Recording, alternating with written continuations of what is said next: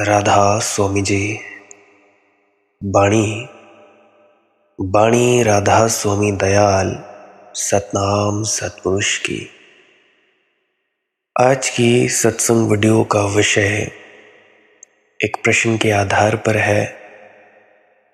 एक मित्र ने प्रश्न पूछा है, भाई क्या डर नकारात्मक होते हुए भी सोए को जगाने या होश को बढ़ाने में सहायक है? बहुत से गुरु शिष्यों को क्यों हमेशा डंडों से ही भयभीत करते हैं? कभी कभी डांट लगाते हैं, नाराज हो जाते हैं, झड़क भी देते हैं। ऐसा आपकी कहानियों में जैन गुरुओं के बारे में भी सुना। आपने बहुत सारी कहानियां सुनाई, उन्होंने डंडा भी मारा है। तो इन सब बातों से क्या तात्पर्य है? क्या डर से भी शिष्यों को आगे बढ़ाया जा सकता है, होश में लाया जा सकता है? कृपया बताने की कृपा करें। तो चलिए इसी विषय के संदर्भ में आज की सत्संग वीडियो आरंभ करते हैं। गुरु प्यारी सत्कारयोग सत्संगत जी, आप सभी के भीतर बैठे परमात्मा को मेरा प्रणाम। आप सभी के चरणों में मेरा प्रणाम। शुरू करने से पहले विनती करना चाहूँगा कि कोई भी व्यक्ति जो इस वीडियो को सुनने जा रहा है, कृपया इस वीडियो को अंत तक सुनने की ज़रूर कृपालता करें जी। अगर अंत तक सुनोगे तो हो सकता है आपका जो मन है वो आपको भजन सिमरन में तंग न करे। कोई ना कोई ऐसी बात, कोई ना कोई ऐसा वाक्य आपके हृदय को छू जाए और आपका मन आपके भजन सिमरन में अड़चन न डाले। और आप जी इस चैनल को सब्सक्राइब भी कर सकते हैं, ऑल बेल नोटिफिकेशन आइकन को भी दबा सकते हैं अगर आप रोज़ाना सुबह 5 बजे के बाद सत्संग सुनना चाहते हैं, ताकि आपको ढूंढना ना पड़े, आपको कोई भी तंगी ना हो। बाकी आप लोगों की अपनी मौज है, अपनी अपनी इच्छा है। तो चलिए अभी मैं अपने मूल विषय की ओर बढ़ता हूँ। जैसा कि मित्र ने पूछा कि बहुत से गुरु, जैन गुरु शिष्यों को डंडों से भयभीत करते हैं। मेरे मित्र, जैन गुरु डंडे का उपयोग करते हैं या बहुत से गुरु हैं जिनसे तुम डरते भी हो, परंतु उनका डंडे का उपयोग करना, उनका जो तात्पर्य है वो तुम्हें भयभीत करने को नहीं है, तुम्हें डराने के लिए नहीं होता। गुरु के हाथ में डंडा देखकर तुम लोगों को डर जरूर लग सकता है। यह तुम्हारी व्याख्या है, यह तुम लोगों की भूल है। गुरु के हाथ में डंडा देखकर तुम डरे हो जाते हो, क्योंकि डंडे में तुमने सदा डर ही देखा है। गुरु का प्रेम नहीं देखा, करुणा नहीं देखी। उस तरफ तुम्हारी आंखें अंधी हैं और उस तरफ तुम्हारे हृदय में कोई संवेदना नहीं होती। तुम सब याद रखना मेरी एक बात, गुरु डंडा उठाता है करुणावश, तुम्हें डराने को नहीं, तुम्हें जगाने को। चोट भी करता है तुम्हें मिटाने को नहीं, तुम्हें बनाने को। मारता भी है ताकि तुम्हें जिंदा कर सके। लेकिन तुम लोगों को तो डर लगेगा, तुम्हें तो हर चीज से डर लगता है, क्योंकि डर तुम्हारे भीतर है। और जब तक तुम्हारे भीतर का डर न मिट जाए, तब तक तुम गुरु की करुणा को समझ नहीं पाओगे। उसकी करुणा भी तुम्हें भयभीत करती ही मालूम पड़ेगी। बहुत बार लोग मुझसे पूछते हैं कि गुरुओं ने तो डंडा उठाया है, लेकिन ऐसा भारत में जैन गुरु हुए हैं, बौद्ध गुरु हुए हैं, हिंदू गुरु हुए हैं, उन्होंने तो ऐसा डंडा नहीं उठाया। क्या कारण है? कारण इतना ही है कि जैन गुरु की करुणा तुम्हारे गुरुओं से ज्यादा है। बहुत से गुरु ऐसे होते हैं जो ज़रा सख्त वचनों का प्रयोग करते हैं, क्योंकि उनकी करुणा तुम्हारे गुरुओं से ज़्यादा है। भारत के गुरुओं की एक धारणा है और वह है तटस्थ होने की। तुम्हारे प्रति एक तटस्थता को साधने की उनकी दृष्टि है। तुम लाभ ले सको तो ले लो, ना ले सको तो तुम्हारी मर्जी। लेकिन भारतीय परंपरा, भारतीय गुरु सीमा से बाहर जाकर तुम्हें लाभ पहुंचाने की चेष्टा नहीं करता। वह उदासीन रहेगा। करुणा की कमी है। बहुत से गुरुओं को मैं देखता हूं, शिष्य के काबिल होने के बावजूद भी, पात्रता होने के बावजूद भी वह उस पर जोर नहीं लगाता। करुणा की कमी है, क्योंकि करुणा उदास नहीं हो सकती और करुणा उदासीन भी नहीं हो सकती। करुणा तो आएगी तुम्हारे मार्ग में, तुम्हें खींचेगी। तुम सोए हो तो तुम्हें हिलाएगी। बात याद आती है मुझे महाराज चरण सिंह जी की। अक्सर कहा करते थे कि नामदान ले लेना या किसी गुरु से दीक्षित हो जाना, गुरु के प्रति समर्पित हो जाना, ऐसा है जैसे खुद को बुलडोज़र के साथ बांध लेना। अगर तो सही सही चलोगे तब तो ठीक है, अगर नहीं चलोगे तो बुलडोज़र तो भाई तुम्हें खींचेगा। तुम सोए हुए हो, फिर तुम लोगों की हालत बेहालत होती जाएगी। ऐसा क्यों है? ऐसा यही है कि भाई तुम लोग सीधे सीधे चलते नहीं। फिर गुरु को कोई ना कोई दुख तुम लोगों को देना पड़ता है, कोई ना कोई पीड़ा देनी पड़ती है ताकि तुम लोग जागो। तो भाई तुम्हें खींचेगी करुणा, इसमें भी करुणा ही है। भला तुम्हें अपनी नींद में लगे कि ये तो मेरा सपना तोड़ दिया, कितना प्यारा सपना था। भला तुम्हें नींद में लगे कि ये आदमी तो दुष्ट है, हिंसक है, मेरी सुखद सुहावनी नींद थी, नष्ट कर दी, चौंका दिया इसने। सपने में तो प्रकाश से भरा था, जागकर तो रात अंधेरी मालूम पड़ती है। सपने में थोड़ी बहुत रोशनी थी, वह भी इस आदमी ने बुझा दी और जागकर इस महा अंधकार पूर्ण रात्रि में छोड़ दिया। अब देखो, ये तुम लोगों की दृष्टि है, क्योंकि तुम्हें जागने का भी रस ही नहीं है, तुम्हें जागने का अभी पता ही नहीं है। तुम्हें यह भी पता नहीं है कि सपने के प्रकाश से जागने का अंधकार करोड़ गुना मूल्यवान है, क्योंकि सत्य है, मूल्य तो सत्य का है। तुम्हें डराने का नहीं, तुम्हें जगाने को जैन फकीरों ने डंडा उठाया है। और आज भी हैं बहुत से संत महात्मा जो कड़वे वचन बोलते हैं। ऐसा ही लगता है कि भाई उन्होंने भी डंडा उठाया है।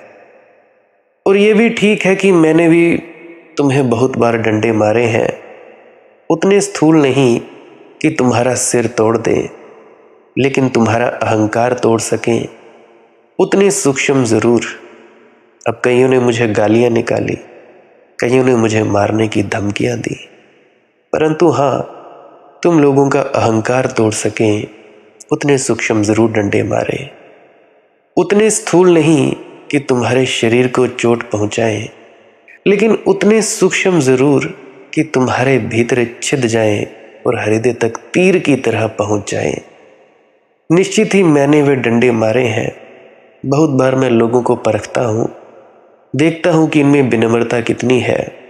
कुछ तो 5 मिनट में आपा खो बैठते हैं, कुछ ज़्यादा संयमी है, आधे पौने घंटे के बाद आपा खोते हैं। कुछ उनसे भी ज़्यादा संयमी है, 1-2 दिन तक ठहरते हैं। कुछ उनसे भी ज़्यादा दिनों के बाद नाराज़ होते हैं, दिनों के बाद वो मुझे गालियाँ निकालते हैं। समझ नहीं पाते कि ये हो क्या रहा है। परीक्षा ली जा रही होती है तुम लोगों की, परंतु बहुत से लोग, 99.99% लोग उस परीक्षा में खरे नहीं उतरते, फेल हो जाते हैं। फिर ये सोचा जाता है देने वाले के द्वारा कि इस व्यक्ति को क्या ही देना, ये उस अमूल्य रत्न को, अमूल्य धन को संभाल ही नहीं पाएगा। और तुम लोग कहते हो कि हम पर दया मेहर नहीं होती। जरा अपना पात्र तो देखो, कैसे इस पात्र में, इस गंदे पात्र में उस अमृत को उड़ेला जाएगा। अब जरा तुम लोग ही सोचो, तुम्हारा बर्तन, तुम्हारी थाली कीचड़ से सनी हो, क्या तुम लोग उसमें खाना डालोगे? तुम्हारा गिलास कीचड़ से भरा हो, गंदा हो, अति मैला हो, क्या उसमें तुम दूध डालोगे, घी डालोगे? बिल्कुल नहीं। तुम्हारा डाला गया घी और दूध भी उस कीचड़ में जाकर कीचड़ ही हो जाएगा। गुरुओं की दया, मेहर और बख्शिश की कोई कमी नहीं है। कमी है तो सिर्फ हमारे पात्र में। हम झुकना नहीं चाहते और हम कहते हैं कि जी हमें ये हुआ है, हमें वो हुआ है। अपने अपने गुणगान करने लगते हैं। और कुछ मूड तो ऐसे देखे हैं मैंने जो अपने आप को दबदबा जमाने की कोशिश करते हैं कि इस व्यक्ति को दबा ही दिया जाए, परंतु जाको राखे साइयाँ, मार सके ना कोई। तो मैं कह रहा था कि भाई जो डंडे हैं वो निश्चित ही मैंने मारे हैं, लेकिन अगर तुम्हें लग भी गए होते तो यह प्रश्न न उठता। मुझे लगता है वे लगे नहीं। मेरी तरफ से कोशिश जारी रही, तुम्हारी तरफ से बाधा जारी रही। तो ऐसा भी हो सकता है कोई तुम्हें जगाए, हिलाए, लेकिन तुम ना जागो। तुम और जिद में गहरी नींद में सो जाओ।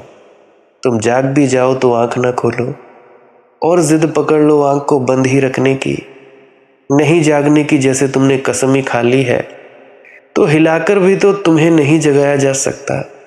और जो आदमी सोया है वह तो जगाया भी जा सकता है, लेकिन जिसने सोए रहने की जिद कर रखी हो वह तो जागा ही हुआ है, सिर्फ अहंकार की वजह से सो रहा है। उसे तो उठाना भी बड़ा मुश्किल है। अक्सर मुझे याद आती है बाबा सावन सिंह जी की।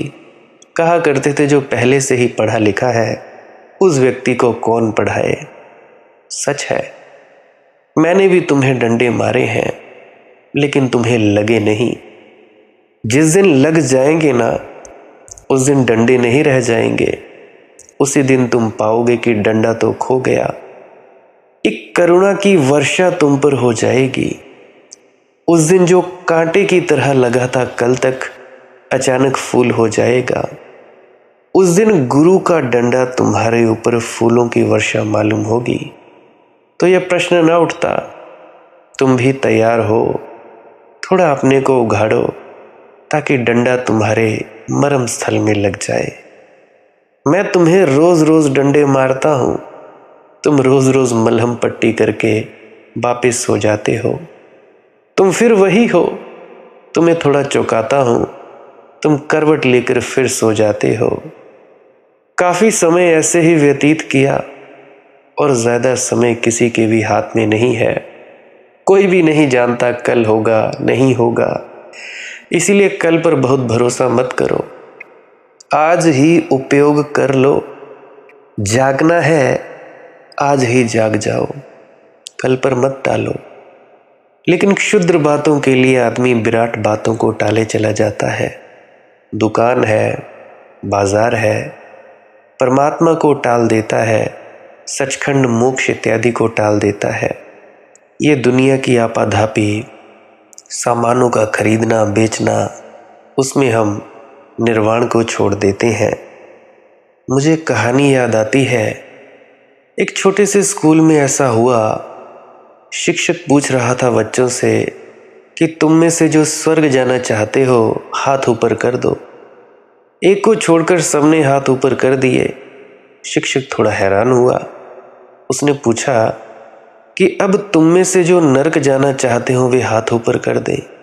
किसी ने भी हाथ ऊपर नहीं किया। उसने भी नहीं जो स्वर्ग के समय भी हाथ नीचे रखे बैठा था। शिक्षक ने उसे पूछा, तेरी क्या मर्जी है? न तुझे स्वर्ग जाना है न तुझे नरक जाना है, तुझे जाना कहाँ है? उसने कहा, मेरी मजबूरी यह है कि मेरी माँ ने घर से चलते वक्त कहा स्कूल से छुट्टी होते सीधे घर पर आना। स्वर्ग को छोड़ने को राजी हो तुम, क्योंकि कुछ छोटी मोटी बात कहीं इस संसार में अटकी रह गई है और जिसे पूरा करना है। छुट्टी होते ही घर लौटकर आना है, माँ का आदेश है। पर ऐसा भी होता कि तुम बिल्कुल ही सोए होते तो भी ठीक था।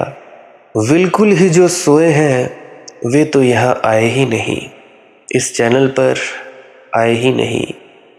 तुम्हारी नींद में थोड़ा सा भान आना शुरू हो गया है।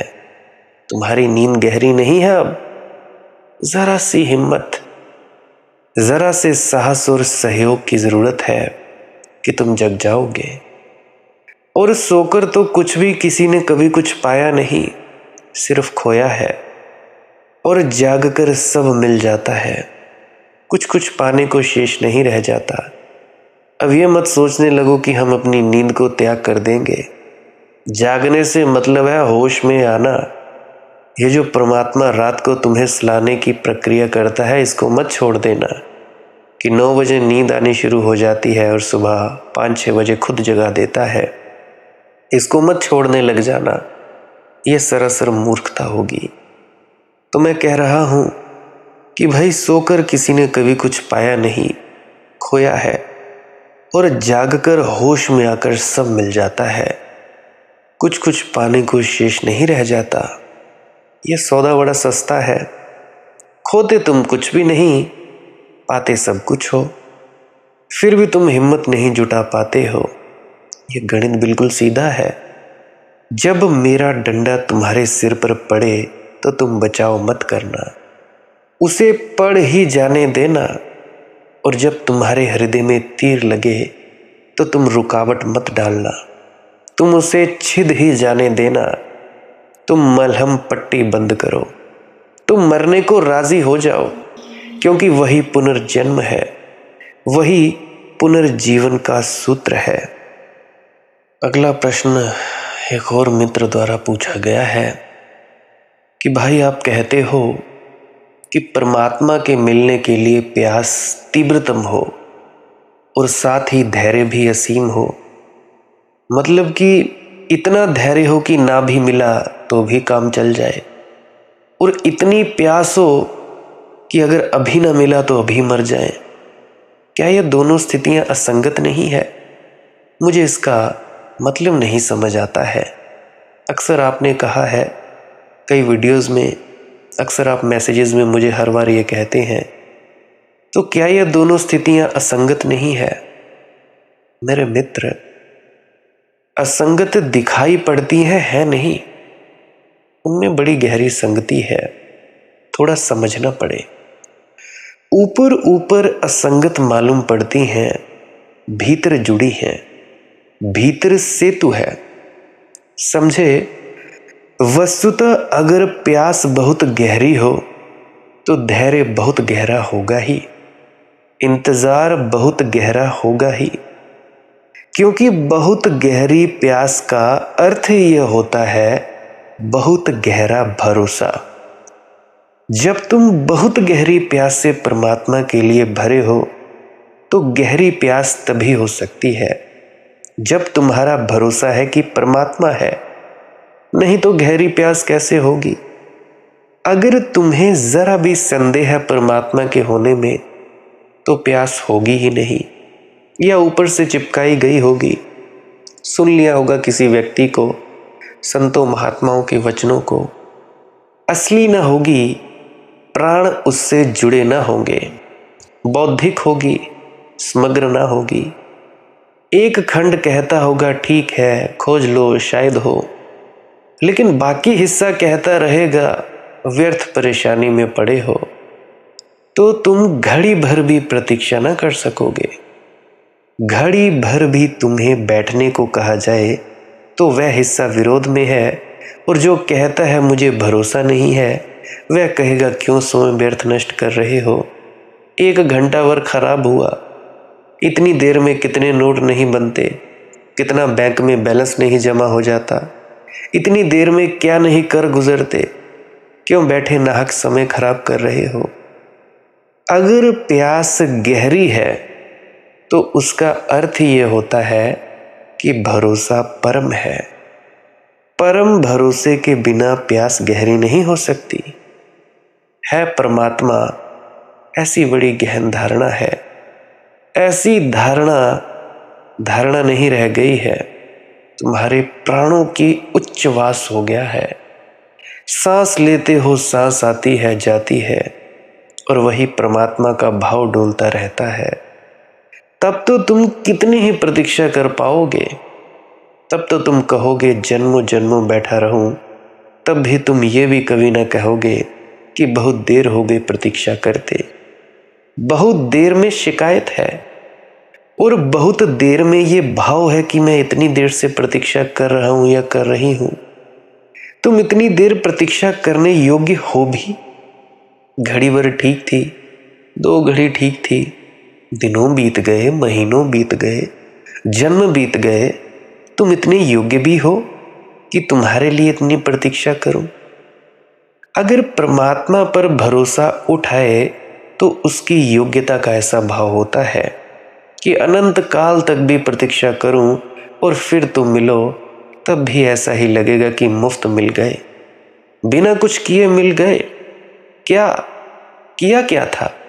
खाली बैठे रहे थे, हाथ में माला चला ली थी, राम नाम की चदरिया ओढ़ ली थी, 5 नाम जप कर लिया। किया क्या था? बैठे बैठे मिल गए। तब तुम कहोगे प्रसाद रूप में परमात्मा का मिलन हुआ। अपनी पात्रता न थी और मिलन हुआ है, उसकी महाकरुणा से मिलन हुआ है, अपनी योग्यता से नहीं। इसलिए मेरी बात ध्यान रखो। तीव्रतम प्यास और असीम ध्यान और असीम धैर्य दोनों में असंगति नहीं है, बड़ी गहरी संगति है। और जिसकी तीव्र प्यास है वही प्रतीक्षा कर सकता है। अब यह बड़े मजे की बात है, लेकिन तुम्हारे मन में ऐसा नहीं होता, उल्टा होता है। एक और प्रश्न है जिस प्रश्न में यह पूछा गया है कि मेरा धैर्य तो असीम है लेकिन प्यास गहरी नहीं है। भैया, अगर प्यास गहरी नहीं है तो जिसे तुम धैर्य समझ रहे हो वह धैर्य नहीं है, धीरज नहीं है, वह इंतजार नहीं है। तुम असल में मांग ही नहीं रहे हो, तो प्रतीक्षा करने का सवाल ही क्या है। तुमने मांगा ही नहीं है, तुमने चाहा ही नहीं है, अभीप्सा ही नहीं जगी, तो धैर्य का सवाल भी कहाँ उठता है। जिस व्यक्ति ने मांगा नहीं वह कह सकता है ठीक है, बहुत धैर्य है, हम प्रतीक्षा कर सकते हैं। वस्तुतः उसकी आकांक्षा नहीं है, इसलिए वह तटस्थ है, उदासीन है। वह कहता है होगा जब हो जाएगा, उसकी फिक्र ही नहीं है। वह 2 कौड़ी का मानता है इस बात को कि होगा कि नहीं होगा। इस उदासीनता को तुम धैर्य मत समझ लेना। धैर्य उदासी नहीं है, धैर्य नकारात्मक अवस्था भी नहीं है। धैर्य बड़ी पॉजिटिव, बड़ी विधायक अवस्था है। दूसरा एक प्रश्न है कि प्यास तो बहुत तीव्र है लेकिन धीरज बिल्कुल नहीं है। तो भी प्यास नहीं है, वासना है। तो भी तुम भूल कर रहे हो, तब वह भी तुम्हारा लोभ है। जैसे तुम संसार की और चीजें पाना चाहते हो, ऐसे ही परमात्मा को भी पाना चाहते हो। जैसे और सब चीजों पर तुमने कब्जा कर लिया है, मुट्ठी बांध ली, तुम दुनिया को दिखाना चाहते हो मेरी मुट्ठी में बड़ी कार ही नहीं है, परमात्मा भी है। बड़ा मकान ही नहीं है, धन दौलत ही नहीं है, परमात्मा को भी बांध दिया हमने खंबे से। वो देखो वो उल्टा लटका हुआ, ये भी मेरी सेवा में लगे हैं। तब तुम जिसे प्यास कह रहे हो वह प्यास नहीं है, वह लोभ है, वासना है। क्या फर्क होता है प्यास और लोभ में? प्यास में तुम जलते हो, अहंकार गलता है। एक ऐसी घड़ी आती है कि प्यास की अग्नि में तुम बिल्कुल ही शून्य हो जाते हो, अहंकार बिल्कुल ही पिघल जाता है। वासना में अहंकार बढ़ता है, वासना में अहंकार बढ़ता है, मजबूत होता है। जितनी वासना तृप्त होने लगती है उतना अहंकार मजबूत होने लगता है। प्यास अहंकार की मृत्यु है और वासना अहंकार का भोजन है, उसे तुम गौर से देखना। तुम परमात्मा को कहीं अहंकार की एक सजावट की तरह ही तो नहीं चाहते हो कि तुम छाती फैलाकर सड़क पर चल सको कि देखो परमात्मा को भी नहीं छोड़ा। लोग अजीब अजीब हैं। कोई किसी स्त्री को प्रेम करता है, प्यास होती है किसी की, मगर हो सकता है किसी की प्यास नहीं होती, सिर्फ सुंदर स्त्री को साथ सड़क पर लेकर चलने का भाव होता है कि देख लो सबसे सुंदर स्त्री मेरे पास में है। वह स्त्री को भी सिर्फ अहंकार का एक प्रसाधन समझ रहा है। बहुत लोग हैं, वे स्त्रियों के लिए गहने लाते हैं, स्त्रियां समझती हैं वे उनके लिए गहने लाते हैं। वे गलती में है। वे स्त्रियों पर गहने चढ़ाते हैं, वे भी अपने अहंकार पर चढ़ाते हैं। उनकी स्त्री पर हीरे चढ़े हैं। क्लब में जब वे जाएंगे तब देख ले सारी दुनिया कि उनकी स्त्री पर हीरे चढ़े हैं, मैंने चढ़ाए हैं।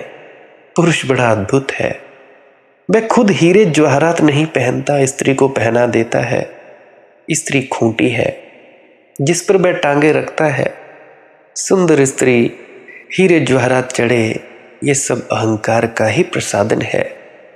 और स्त्रियां बड़ी मस्ती में उनके साथ चलती हैं, ना समझ है। वे समझती हैं ये हार उन्हीं के लिए लाया गया है, ये हीरे मोती उन्हीं के लिए जुटाए गए हैं, ये जो हवाई जहाज है उन्हीं के लिए गिफ्ट किया गया है, जरा भी उनके लिए नहीं जुटाए गए हैं। ये समाज की आंखों के लिए हैं और स्त्री के माध्यम से पुरुष अपने अहंकार को खड़ा कर रहा है। क्या तुम परमात्मा को भी ऐसा ही चाहते हो कि वह भी तुम्हारे अहंकार में एक आभूषण बन जाए? अगर तुम ऐसे ही चाहते हो तो तुम जिसे प्यास समझ रहे हो वह प्यास नहीं है, और तब धैर्य नहीं हो सकता। वासना में कहाँ धैर्य? वासना बड़ी अधीर है। देखते नहीं तुम लोग कितने बलात्कार होते हैं, पुरुषों में, स्त्रियों में, क्या क्या नहीं होता आज के वक्त में। वासना कहती है अभी इसी वक्त चाहिए। प्यास बड़ी गंभीर है, प्यास बड़ी गहरी है। प्यास कहती है जब भी मिलोगे तभी जल्दी है। वासना कहती है जब भी मिलोगे तभी देरी हो चुकी। तो इस सब को छांटना जरूरी है तुम्हारे भीतर। अगर तुम मेरी बात समझ लो तो जब सच्ची प्यास होगी तो सच्चा धैर्य भी होगा। प्यास के साथ धैर्य होता ही है। इसको तुम कसौटी समझ लो। इन दो में से एक हो तो कुछ गड़बड़ है। अगर ये दोनों साथ हो तो ही समझना कि ठीक ठीक तार जुड़े। अब कुछ बज सकता है, अब सारंगी या बीना बज सकती है। अब परमात्मा के हाथ इस वीणा से संगीत उठा सकते हैं। अब साज बैठ गया। जैसे वीणा के तार दो तरफ खूंटियों में बंधे होते हैं, गिटार के तार, ऐसे तुम्हारी वीणा के तार जब दो खूंटियों में बंध जाएं, गहरी प्यास और गहरी प्रतीक्षा, तब समझना कि बस अब वीणा तैयार है। अब संगीत पैदा हो सकता है। असंगति जरा भी नहीं है। असंगति तुम्हें दिखाई पड़ती है क्योंकि तुम्हें दो में से कोई भी एक को साधना आसान मालूम पड़ता है। या तो तुम साध सकते हो प्यास को, क्योंकि वासना बन जाए प्यास तो कोई दिक्कत नहीं है, या तुम साध सकते हो प्रतीक्षा को। अगर उदासीनता हो तो तुम्हें मतलब ही नहीं, मिले ना मिले तुम बड़े प्रतीक्षा कर रहे हो। ये बड़ा गहरा संगीत है। दो विपरीत के बीच उठने वाली बड़ी गहरी लयबद्धता है, जहां एक तरफ तुम गहरे प्यास से भरे हो और प्यास ऐसी कि एक क्षण खो ना जाए, और साथ ही तुम प्रतीक्षा से भरे हो कि अनंत काल भी अगर प्रतीक्षा करनी पड़े तो भी मैं राजी हूं। क्यों ये दोनों का मेल हो सकता है? प्यास तुम्हारी है, तुम्हारे कारण है। प्रतीक्षा उसके कारण है। प्रतीक्षा उसके कारण है कि वह इतना विराट है कि जल्दी की मांग बचकानी होगी। अब इतना महान है कि यह कहना कि अभी आ जाओ नासमझी होगी, मूर्खता होगी। तैयार होना होगा, अपने पात्र को खाली करना होगा, साफ सुथरा करना होगा। प्रतीक्षा उसके स्वभाव के कारण, प्यास अपने अनुभव के कारण कि जीवन के सब घाटों से पानी पी लिया, प्यास नहीं बुझी। सब शराबें पी ली, नशा नहीं चढ़ा।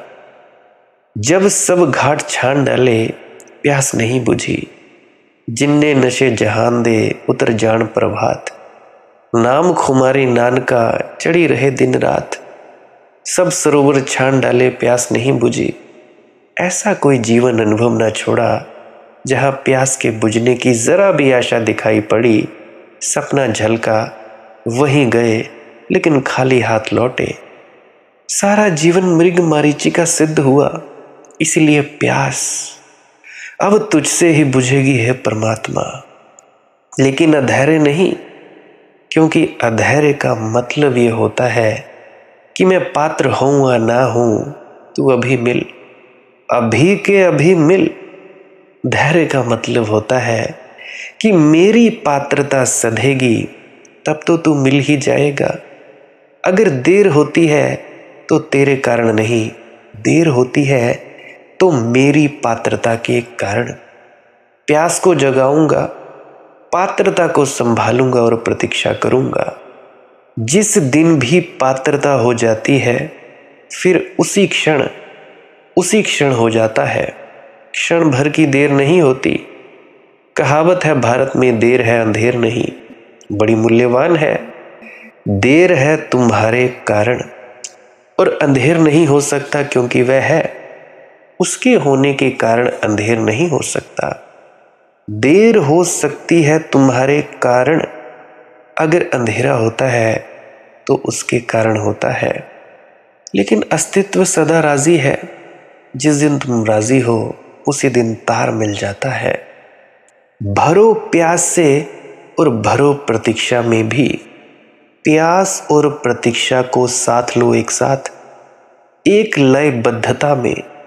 जिस दिन भी सब ठीक बैठ जाता है, उसी दिन तुम पाते हो संसार विदा हो गया, सब तरफ परमात्मा ही परमात्मा खड़ा है, उसके सिवाय कोई भी नहीं है। अगला प्रश्न एक मेरे मित्र ने पूछा है व्हाट्सएप पर। कहा गया है कि आपने कुछ दिनों पहले मेरे से कॉल पर बात की। आपने कहा कि सब मन के रोग प्रेम की कमी से पैदा होते हैं। ये तो मुझे बात बड़ी अजीब लगी कि मन के रोग प्रेम की कमी से पैदा होते हैं। मैं तो समझता था काम क्रोध लोभ मोह अहंकार के कारण। प्रेम की कमी, इसका क्या मतलब है? आप कॉल नहीं उठा रहे हैं तो मैं व्हाट्सएप कर रहा हूं, तो आप इस प्रश्न का जवाब देने की कृपा ज़रूर करें। मेरे मित्र, सबसे पहले तो माफ़ी चाहूँगा कॉल ना उठाने के कारण, क्योंकि गृहस्थ हूँ, आप लोगों की तरह ही हूँ, अपना भी परिवार है, आप लोगों की तरह ही खाता पीता हूँ, तो कॉल ना उठा पाऊँ उसके लिए माफ़ी। व्हाट्सएप मैसेज ज़रूर कर दिया करें ताकि किसी एक नए सत्संग में वीडियो में प्रश्न का जवाब दे पाऊँ। हालांकि बहुत दिनों से मैंने कोई नया सत्संग किया नहीं।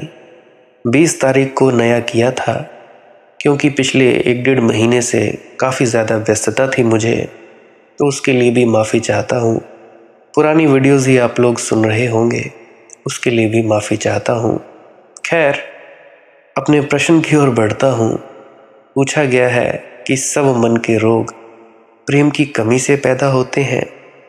निश्चित ही मन के सभी रोग प्रेम की कमी से पैदा होते हैं, लेकिन इस सत्य को समझना पड़े।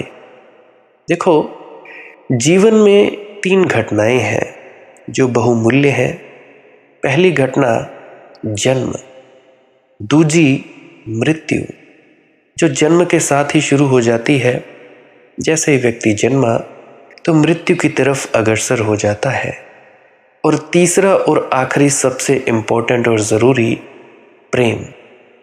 3 घटनाएं हैं, जन्म, मृत्यु और प्रेम। और जिसने इन तीनों को समझ लिया, उसने सब समझ लिया। जन्म है शुरुआत, मृत्यु है अंत, और प्रेम है मध्य। जन्म और मृत्यु के बीच जो डोलती लहर है वह प्रेम है। इसलिए प्रेम बड़ा खतरनाक भी है, क्योंकि उसका एक हाथ तो जन्म को छूता है और एक हाथ मृत्यु को। इसलिए प्रेम में बड़ा आकर्षण है और बड़ा भय भी। प्रेम में आकर्षण है जीवन का, क्योंकि उससे ऊंची जीवन की कोई और अनुभूति नहीं है। इसलिए जीसस ने तो परमात्मा को प्रेम कहा। God is love, love is God. वस्तुतः प्रेम को परमात्मा कहा। बड़ी ऊंची तरंग है उसकी, उससे ऊंची कोई तरंग नहीं। कोई गौरी शंकर प्रेम के गौरी शंकर से ऊपर नहीं जाता। इसीलिए बड़ा उद्दाम आकर्षण है प्रेम का, क्योंकि प्रेम जीवन है। लेकिन बड़ा भय भी है प्रेम का, क्योंकि प्रेम मृत्यु भी है। इसीलिए लोग प्रेम करना भी चाहते हैं और बचना भी चाहते हैं। यही मनुष्य की विडंबना है। तुम एक हाथ बढ़ाते हो प्रेम की तरफ और दूसरा खींच लेते हो, क्योंकि तुम्हें जहां जीवन दिखाई पड़ता है उसी के पास लहर लेती मृत्यु भी दिखाई पड़ती है। जो लोग जीवन और मृत्यु का विरोध छोड़ देते हैं वे ही लोग प्रेम करने में समर्थ हो पाते हैं।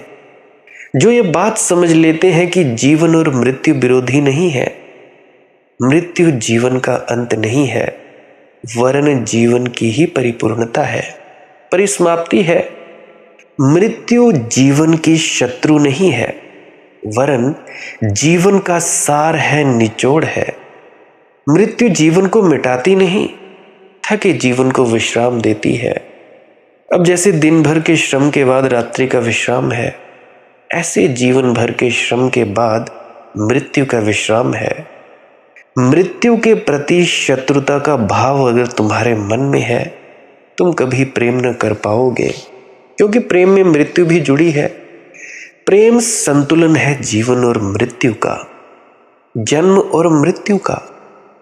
तो आकर्षित तो तुम होगे, लेकिन डरोगे भी, बढ़ोगे भी, बढ़ोगे भी नहीं, चाहोगे भी और इतना भी ना चाहोगे कि कूद पड़ो, छलांग ले लो। हमेशा अटके रहोगे, झिझके रहोगे, खड़े रहोगे किनारे पर, नदी में ना उतरोगे प्रेम की। और जब तुम प्रेम से वंचित रह जाओगे तो तुम्हारे जीवन में हजार हजार रोग पैदा हो जाएंगे, क्योंकि जो प्रेम से वंचित रहा उसका जीवन घृणा से भर जाएगा। वही ऊर्जा जो प्रेम बनती सड़ेगी, नफरत बनेगी। जो प्रेम से वंचित रहा उसके जीवन में एक चिड़चिड़ाहट और एक क्रोध की सतत धारा बहने लगेगी, क्योंकि वही ऊर्जा जो बहती है तो सागर तक पहुंच जाती बंद हो गई, तालाब बनेगी, सड़ेगी, बहाव चला गया। जीवन का अर्थ है बहाव, सतत सातत्य, सिलसिला, बहते ही जाना। जब तक कि सागर ही द्वार पर ना आ जाए तब तक रुकना नहीं। जो प्रेम से डरा वह रुक गया, वह सिकुड़ गया, उसका फैलाव बंद हो गया। अब ऐसा व्यक्ति जिसने प्रेम नहीं जाना जीवन को भी नहीं जान पाएगा, क्योंकि प्रेम ही जीवन का माध्यम है। ऐसा व्यक्ति सिर्फ घसीटेगा, जिएगा नहीं। उसका जीवन लंगड़ाता हुआ होगा, लकवा गया होगा, जैसे किसी आदमी के प्राण में सरकता है वैसाखियों के सहारे। अगर तुम गौर से देख सको तो संसार में 100 में से 99 आदमियों को वैसाखियों पर पाओगे। वैसाखियां सूक्ष्म है। कोई धन की वैसाखी लगाए हुए है, प्रेम से चूक गया, अब वह धन से प्रेम कर रहा है, क्योंकि जीवित प्रेम से तो खतरा था, धन से प्रेम करने में कोई खतरा नहीं। अब तुम किसी व्यक्ति को प्रेम करते हो तो खतरा है, तुम खतरे में उतर रहे हो, सावधान, क्योंकि व्यक्ति एक जीवित घटना है। तुम बदलोगे, तुम वहीं न रह जाओगे। जो तुम प्रेम के पहले थे वह तो नहीं रह जाओगे। कोई प्रेमी प्रेम के बाद वही नहीं रह जाता जो प्रेम के पहले था। प्रेम आमूल बदल देता है, दोनों को बदल देता है। जो भी प्रेम में पड़ते हैं दोनों के अहंकार को मटियामेट कर देता है प्रेम। दोनों के अहंकार को तोड़ देता है। यही तो कलह है सारे प्रेमियों के बीच, क्योंकि दोनों अपने अहंकार को बचाना चाहते हैं। और इसके पहले कि दूसरा मेरे अहंकार को तोड़ दे, मैं चाहता हूं उसका अहंकार मैं तोड़ दूं, और वह चाहता है मेरा अहंकार तोड़ दे। सारे प्रेमी एक दूसरे पर आधिपत्य करने की कोशिश में लगे रहते हैं। जैसी गहरी राजनीति प्रेमियों में चलती है ना, कहीं भी नहीं चलती। प्रति पल 24 घंटे उठते बैठते एक राजनीति। कौन मालिक है? प्रेसी कहती है मैं तुम्हारे चरणों की दासी हूं। उसकी आंखों में यह भाव बिल्कुल दिखाई नहीं पड़ता। शायद ये चरणों की दासी होना उसके ढंग है मालकिन होने के। वह तुमसे कह रही है कि मैं तुम्हारे चरणों की दासी, ताकि तुम कहो कि नहीं नहीं, तू तो मेरे हृदय की मालकिन है।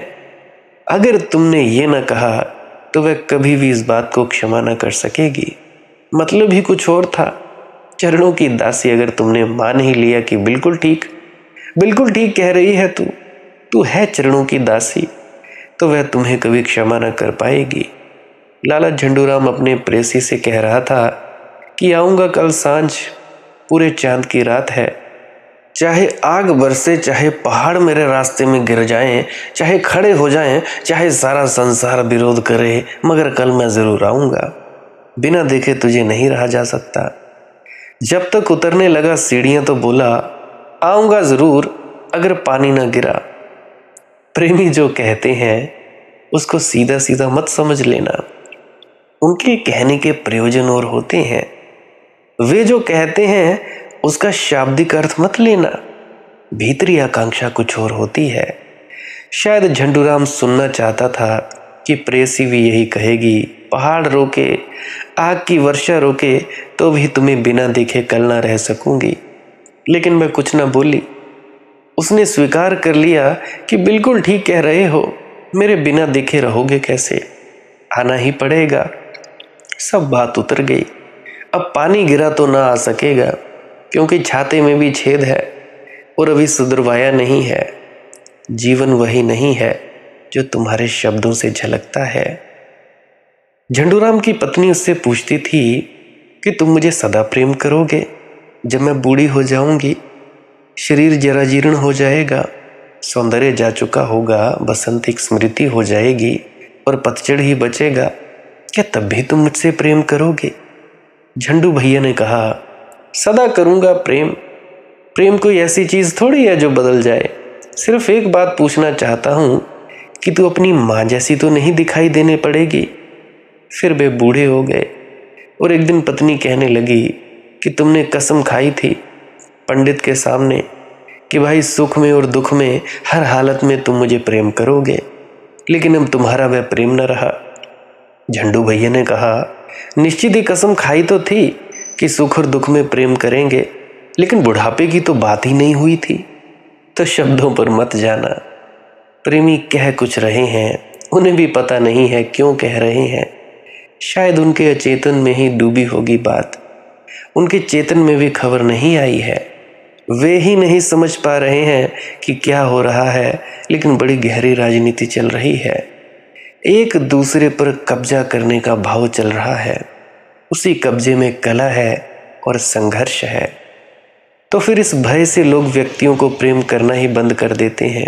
वस्तुओं को प्रेम करते हैं, धन को प्रेम करते हैं, मकान को प्रेम करते हैं, कार को प्रेम करते हैं, जानवरों को प्रेम करते हैं, कुत्ता बिल्ली पाल लेते हैं।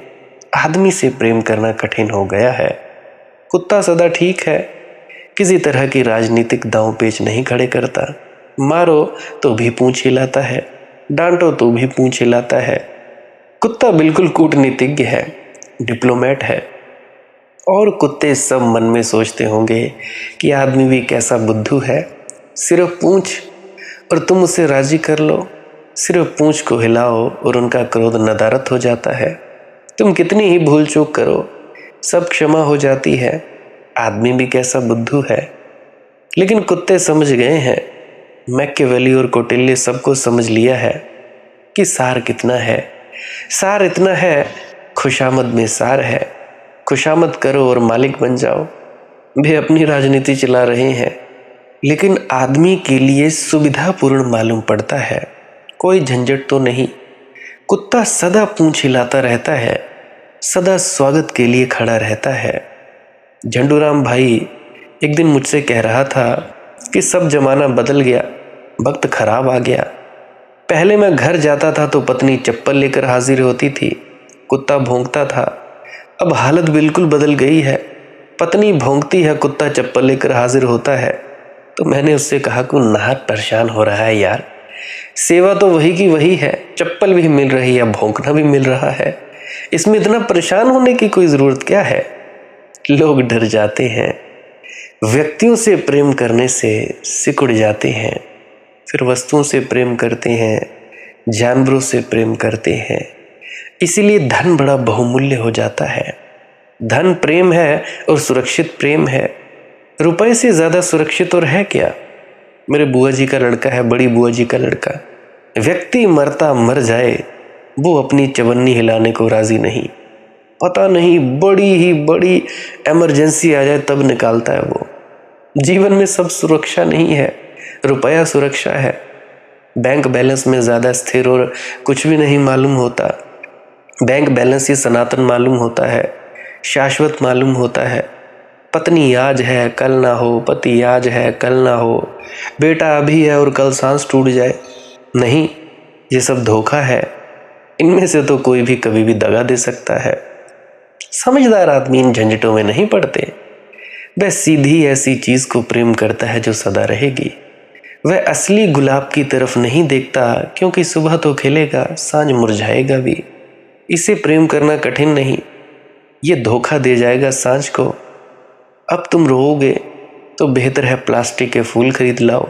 गुलदान, गुलदस्ते सदा तुम्हारे साथ रहेंगे, वे कभी नष्ट नहीं होंगे। तुम मर जाओगे, वे बने रहेंगे।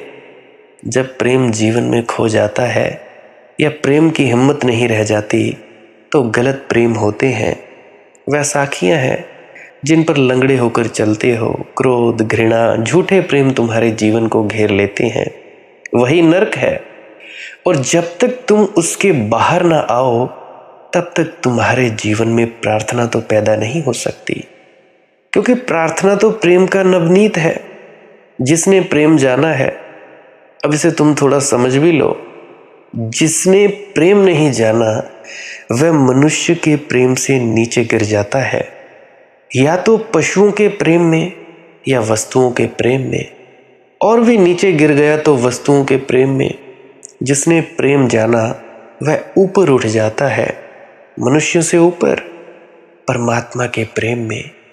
और अगर और भी गहरा प्रेम जाना तो परमात्मा से भी ऊपर उठ जाता है। निर्वाण, मोक्ष, सचखंड, जहां कोई दूसरा व्यक्ति भी शेष नहीं रह जाता। प्रेम का पतन तो तुम कुत्ता बिल्ली को प्रेम करोगे, और पतन तो तुम सामान को, कार को, मकान को, इनको प्रेम करोगे। प्रेम का आरोहण तो परमात्मा को प्रेम करोगे, और आरोहण तो परमात्मा भी शून्य हो जाएगा।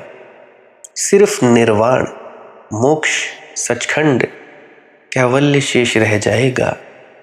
प्रार्थना नवनीत है प्रेम का। इसलिए मैं कहता हूं कि जिसके जीवन में प्रेम नहीं, 1000 रोग पैदा हो जाते हैं। और रोग तो ठीक है, स्वास्थ्य की संभावना भी खो जाती है। अब रोग भी आदमी सह ले, अगर स्वास्थ्य की संभावना हो, बस रोग ही रोग रह जाते हैं। स्वास्थ्य का कोई उपाय, व्यवस्था नहीं रह जाती। और तुम्हारे सारे धर्म तुम्हें प्रेम के संबंध में उल्टा समझाते हैं। तुम्हारे सारे धर्म तुम्हें प्रेम का दुश्मन बनाते हैं। उनका ख्याल है कि अगर तुमने प्रेम किया तो तुम संसार में भटक जाओगे। और मैं तुमसे कहता हूं कि अगर तुमने प्रेम नहीं किया तो तुम संसार में सदा सदा के लिए भटके रहोगे। तुमने अगर प्रेम किया तो तुम संसार के पार हो जाओगे। क्यों? क्योंकि प्रेम में एक बड़ी कीमिया है, अल्केमी है। वह जन्म भी है और मृत्यु भी। तुम जब प्रेम में उतरोगे तो तुम पाओगे जीवन भी अपनी चरम ऊंचाई तक पहुंच जाता है और मृत्यु भी अपनी चरम ऊंचाई तक पहुंच जाती है, एक साथ। क्योंकि प्रेम में तुम इतने प्रफुल्लित होते हो जितने कभी नहीं थे, ऐसे खेलते हो जैसे कभी ना खेले थे, और प्रेम में तुम्हारा अहंकार ऐसा मर जाता है जैसा कभी ना मरा था। तुम ऐसे मिट जाते हो जैसे कभी ना मिटे थे। ये अनूठी घटना है। ये जगत का सबसे बड़ा रहस्यपूर्ण राज प्रेम में घटता है। एक तरफ से तुम हो जाते हो, दूसरी तरफ से मिट जाते हो। एक तरफ से तुम विराट हो जाते हो, दूसरी तरफ से राख हो जाते हो। अहंकार तो बिल्कुल ही मिट जाता है। अहंकार के पार जो तुम्हारा सात्विक शाश्वत सनातन रूप है, वह अपनी परिपूर्ण प्रखरता में उगाता है। प्रेम को जिसने जाना, उसने जन्म को भी जाना और मृत्यु को भी जाना। जो प्रेम में जिया और प्रेम में मरा, उसके जीवन के पूरे रहस्य को उसने समझ लिया। तब उसे मृत्यु का कोई भय नहीं रहता, क्योंकि उसने मरकर देख लिया। मरकर देख लिया कि मरना होता ही नहीं। उसने मरकर देख लिया कि मैं तो बचा ही रहता हूँ और प्रगाढ़ होकर बचा रहता हूँ। उसने मरकर देख लिया कि मैं अमृत हूँ। जिसने प्रेम में यह देख लिया, वह मृत्यु की प्रतीक्षा करता है, क्योंकि जब प्रेम की छोटी सी मृत्यु में इतना अपूर्व अमृत का स्वाद मिला, तो जब मृत्यु पूरी आएगी तब तो कहने ही क्या। वाह जी वाह, क्या बात है। संत कबीर कहते हैं, कब मिटहूं कब भेंटहूं पूर्ण परमानंद। कब मिटूंगा उसकी प्रतीक्षा कर रहा हूं। कब मिटूंगा, कब मिलूंगा पूर्ण परमानंद से। थोड़े से रस को जाना, अभी बूंद का स्वाद चखा, कब सागर का स्वाद चखूंगा। बूंद से पता तो चल गया सागर के राज का, प्रेम से पता तो चल गया परमात्मा का, लेकिन बूंद एक कण भर स्वाद मिल गया। अब कब मिटहूं कब भेंटहूं पूर्ण परमानंद। इसलिए मैं कहता हूं, प्रेम से बचना मत। प्रेम का अतिक्रमण करना है। प्रेम को नीचे मत उतारना पायदान पर, प्रेम को ऊपर ले जाना है। प्रेम से भागना मत, क्योंकि जो प्रेम से भागा वह परमात्मा से भाग गया। प्रेम को जानना, प्रेम में प्रवेश कर जाना, क्योंकि जिसने प्रेम में प्रवेश किया, प्रवेश करते वक्त तो वह प्रेम जैसा मालूम पड़ता है। जब तुम प्रवेश कर जाओगे तब तुम पाओगे ये तो परमात्मा का द्वार था। इसलिए जीसस भी ठीक ही कहते हैं, प्रेम परमात्मा है। God is love, love is God. अप्रेम नरक है, प्रेम स्वर्ग है। गुरु प्यारी साध संगत जी, अगर मेरे किसी मित्र या भाई बहन का कोई प्रश्न हो तो कमेंट सेक्शन में पूछ सकता है, या इंस्टाग्राम, टेलीग्राम, फेसबुक, वहाँ पे सर्च करें मालिक की मौज सत्संग, वहाँ पे भी आप जी अपना प्रश्न पूछ सकते हैं। बाकी अगर एक बार ना आपको वीडियो समझ आई हो तो बार बार आप सुन सकते हो, आनंद में उतर सकते हो, ध्यान में उतर सकते हो। और मेरी एक विनम्र प्रार्थना है, पुरानी वीडियोस को अवश्य सुना करें। क्या पता आपके किसी प्रश्न का जवाब मिल जाए। शेयर करना हो तो कर सकते हो, वरना आपकी अपनी मौज है। भजन सिमरन करते रहिए, श्वास क्रिया करते रहिए और कुछ ना करने में, ध्यान में डूबते रहिए। भजन सिमरन क्या है? भजन और सिमरन दो अंग हैं। सिमरन है कुछ शब्दों का जाप करना जो आपको आपके सद्गुरु द्वारा बताए जाते हैं। कोई भी जाप हो सकता है, कोई भी शब्द हो सकते हैं। करना क्या है? किसी कमरे में बैठ जाइए, या रात को बैठ सकते हैं, सुबह बैठ सकते हैं, या जब भी आपको फुर्सत के लम्हे मिले बैठ सकते हैं। तो जब बैठें तो शरीर को बिना हिलाए डुलाए बैठना है। जो बैठ नहीं सकता तो वो लेट जाए, जो चौकड़ी नहीं मार सकता वो टांगे सीधी कर ले। कोशिश ये रहनी चाहिए कि ज़्यादा से ज़्यादा वक्त शरीर को बिना हिलाए डुलाए बैठा जाए। उसके बाद अपने शब्दों का जाप शुरू कर दें। आंख बंद रखें, आंखों पर ज़्यादा जोर नहीं लगाना है, कोई कष्ट नहीं देना है, नहीं तो सर में दर्द होगा और फिर आप लोगों को परेशानी हो सकती है। तो आपने क्या करना है? चुपचाप शांत होकर बैठे रहना है, शब्दों का जाप शुरू कर देना है। जितनी देर भी आप करना चाहो, आधा घंटा, पौना घंटा, 10 मिनट, 15 मिनट, या जितनी भी आपको आपके सद्गुरु द्वारा दिया गया निर्देश है, जितना निर्देश है उसका पालन कीजिए। और उसके बाद दूसरा स्टेप करना बड़ा ही ज़्यादा ज़रूरी है। वो क्या है? वो उसी अवस्था में बैठे रहें या आसन भी बदल सकते हैं। ये जो शब्दों का जाप होता है ये एकाग्रता के लिए होता है, ताकि मन की एकाग्रता आ जाए। और जब मन की एकाग्रता आ जाए फिर दूसरा कदम क्या है? धुन सुनने के लिए बैठना। चुपचाप बैठे रहें, आंख बंद है, शब्दों का जाप बंद कर देना है। और अगर कोई भी आपके गुरु महाराज है उनको आप स्मरण कर रहे थे, याद कर रहे थे, आंखों के सामने शक्ल ला रहे थे, तो उसको लाना बंद कर दीजिए। शब्द धुन सुन रही है तो सुनते रहिए, आंख बंद करके अंधेरे में ही टिके रहें। टिके रहना है और ये इच्छा नहीं करनी है कि कुछ दिखे, कहीं पहुंचा जाए, परमात्मा को पाना है, ये करना है, वो करना है। याद रखें, ना कुछ समझना है ना कुछ देखना है। ऐसे ही अज्ञानी होकर इसी अंधेरे में पड़े रहें। इसी अंधेरे में पड़े रहना है बस। उसके बाद जो होगा सो होगा। और अगर कोई अनुभव हो भी गया तो इससे ये नहीं कि अगली बार फिर से कामना करनी है कि ये वैसे ही हो। कामना ही सबसे बड़ी अड़चन है, इच्छा ही सबसे बड़ी अड़चन है, किसी चीज की तृष्णा करना ही सबसे बड़ी अड़चन है, मांग ही वासना है। अगर परमात्मा चाहिए तो कुछ नहीं मांगना है, चुपचाप बस बैठो, अपने आराम में बैठो, अपने विश्राम में बैठो। धीरे धीरे धीरे वो होगा जो होना चाहिए। अगर मैं ज़्यादा बोलूँगा तो आप लोग फिर से उसकी कल्पना कर लोगे कि जी ऐसा होता है, खंड ब्रह्मांड ऐसे होते हैं, चांद तारे दिखेंगे, फलाना ढिकाना। तो मैं ऐसा नहीं कहूँगा। मैं बस इतना कहूँगा, जो कुछ दिखता है, कुछ भी दिख जाए, वो मन है, वो माया है। जो नहीं दिखता वही आत्मा है, वही आत्मा में होना है। अब जैसा कि तुम लोग इसी अंधेरे में टिके रहोगे, टिके रहोगे, टिके रहोगे, तो कुछ दिनों के बाद या महीनों के बाद एक प्रकाश आएगा।